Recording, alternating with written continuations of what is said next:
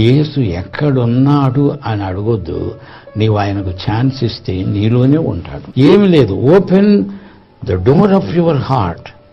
ప్రభు వస్తావా అని అడుగు, వచ్చేస్తాడు. సూర్యోదయం అయింది, కిటికీ తలుపు తెరవగానే సూర్యకిరణాలు లోపలికి దూసుకొస్తాయి. అలాగే యేసు ప్రభు కూడా ప్రతి ఒక్కరి హృదయంలోకి వచ్చి నివాసం ఉండే దేవుడు గాని గుళ్ళు కట్టించుకొని భజనలు చేయమని చెక్క భజనల దేవుడు కాదు యేసు ప్రభు. హృదయాన్ని ఇవ్వక ముందు కొంచెం తేడా ఉంది. మన హృదయం డర్టీ హృదయం. ముందు ఆయన రక్తం చేత కడుక్కొని అప్పుడు ప్రభు రా స్వాగతం అన్నారు.